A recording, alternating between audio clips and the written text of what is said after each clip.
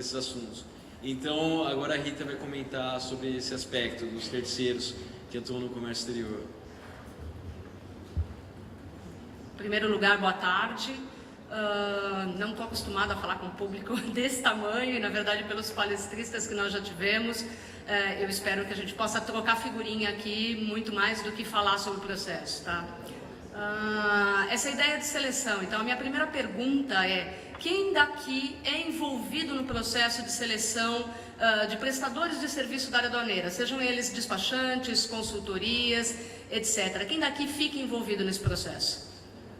Ótimo, nós temos bastante pessoas aqui envolvidas nessa situação. É aqui? Esse aqui? Primeiro? Deixa eu ver. Qual que é o... Este? Ah, não. Volta. Faz favor para mim. Qual que é o que você... Eu tentei não fazer. A fichinha de trás, da frente, de cima, de baixo. Então tá. Tudo bem, de cabeça para baixo não ia funcionar. Então, assim, eu vou tomar a liberdade de usar um pouco o que os meus colegas comentaram antes.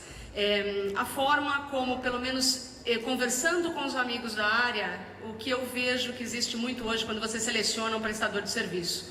Então, as empresas falam, não, nós precisamos reduzir custos. Então, vamos focar em custo. Então, o primeiro drive de fazer a seleção de um prestador de serviço é preço.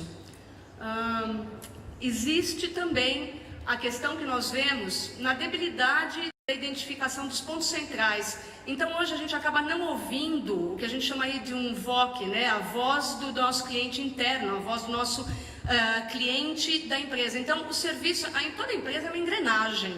Então, não tem uma área, olha, essa empresa é de vendas, então vendas é mais importante, essa empresa é da área financeira, então é finanças. Na verdade, qualquer área que pare numa empresa, você vai parar a operação como um todo. E sendo assim, quando a gente fala da nossa área, da área aduaneira, o que a gente tem que pensar é assim, o que o nosso cliente interno espera deste prestador de serviço. Porque ele é um prestador de serviço de uma área logística, de uma área de comércio exterior, em empresas que têm só uma área de comércio exterior. Mas ele também é um prestador de serviço que vai impactar na área financeira, que vai impactar na produção, que vai impactar em vendas e numa série de outros aspectos. Então, a gente percebe que isso é um ponto que muitas vezes é débil dentro da seleção do fornecedor. E com uma visão simplista na validação das habilidades desse prestador. Então, quando a gente para fazer, a parte mais importante de montar um processo, de montar um bid, é você preparar esse bid, não é o bid em si.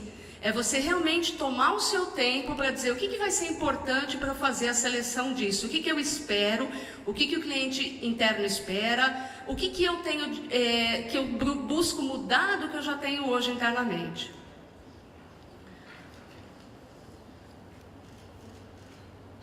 O que a gente percebe? Os contratos. Então, muitas vezes, em função da correria do dia a dia, a gente acaba fazendo as urgências e não fazendo as prioridades.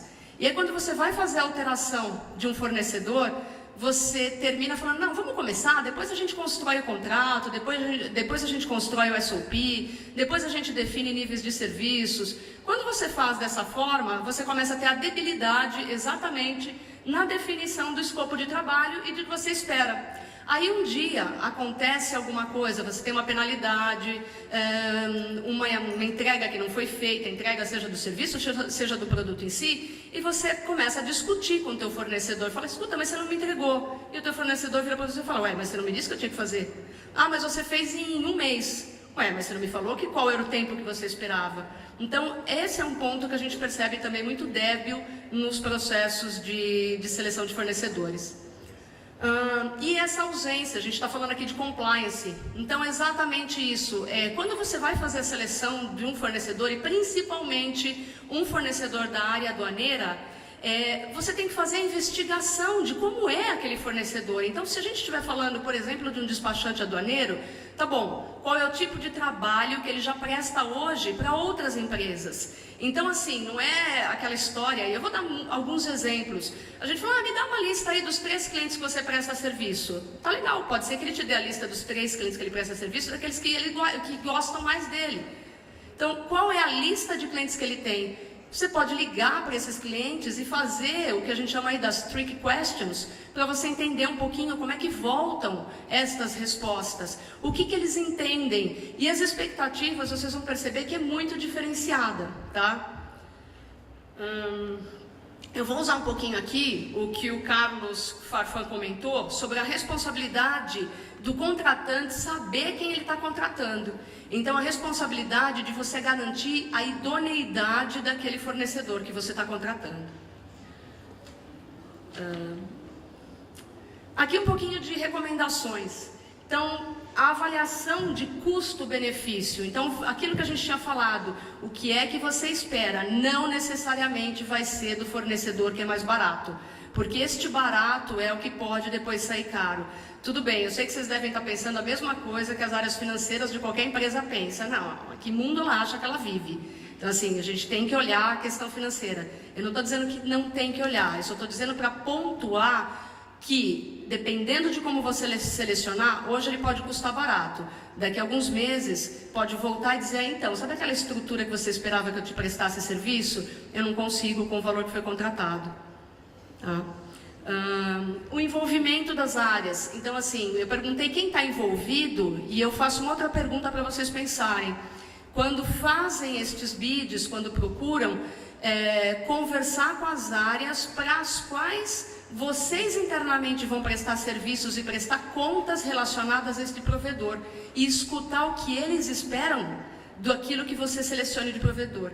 Então, isso eu digo que vai eliminar muitos problemas futuros com as áreas internas, porque você vai ter o buy-in dos outros departamentos. Quando você fala de empresas grandes, por exemplo, o que o Gilberto acabou de comentar, você tem outros grupos participando do processo, como a Luciana comentou da Dupont. Então, assim, entender o que estes outros grupos esperam que você faça. Tá? Na avaliação, no processo de avaliação, é importante você considerar a estrutura física, a parte de recursos humanos, credibilidade, as certidões negativas. Eu comentei já um pouquinho da conversa com os clientes. E aqui, ainda dentro das recomendações que a gente estava falando, da criação de contrato robusto. Então, usem o tempo, eu não vou dizer percam, porque não é uma perda de tempo. Usem o tempo para fazer a construção de um contrato com o jurídico. Usem o tempo para olhar tudo aquilo que vocês recebem de um prestador corrente ou daquilo que vocês esperam, para construir os níveis de serviços que vocês esperam. E a questão que vem de encontro ao compliance, que é o treinamento, a medição, a correção e, de novo, o treinamento constante. Não esperem que de uma única vez treinado, eu não lembro qual foi, o nosso colega que comentou, olha, fez a certificação, tá bom, e como é que é a recertificação? Não no caso do Recoff, mas eu lembro que teve um comentário. Então, assim, o constante treinamento, o constante lembrar, a constante medição, as reuniões de métricas que vocês venham a fazer, é isso que vai fazer a correção num processo de seleção de um prestador e manutenção do compliance desse prestador. O que você vai ter aí com isso? Então, quais são esses benefícios? Essa relação transparente, uma clareza de expectativa. Você vai ter evidências daquilo que você está fazendo para você finalizar esse processo, vai otimizar a tua gestão e você vai minimizar esses passíveis regulatórios. Então, quando o Gilberto comenta, por exemplo, que ele teve que entrar com uma série de processos de recuperação de multa, retificação de DI, ou seja lá o que for. Se você já começa fazendo esse processo correto, se você já monta essas medições, você vai minimizar. Eliminar é muito difícil, mas você vai minimizar. E isso por si já é um ganho no processo. Você trazer as evidências para isso. Então, o que você tem? Você vai ter o histórico do passível regulatório da empresa. Você vai ter um histórico de performance. Pode ser que você não tenha medido isso no passado, mas os pontos principais você consegue avaliar, nem que sejam em conversas internas que vocês tenham. Os custos que são mensuráveis de erros passados e os desgastes que não são mensuráveis, por exemplo, em relacionamento governamental. Tem muito desgaste, principalmente quando você pega empresas que são grupos grandes, onde uma das empresas vai conversar com um órgão regulatório e uma semana depois uma outra empresa do grupo vai conversar com o mesmo órgão regulatório e surge a questão: escuta, mas o seu colega veio aqui outro dia. Não, então, é que ele é daquela outra divisão. Muitas vezes, para os órgãos regulatórios, não importa, você está representando a empresa como um todo. Então, esse alinhamento, como é que você pode pedir alinhamento de qualquer órgão regulatório se você não tem isso dentro de casa?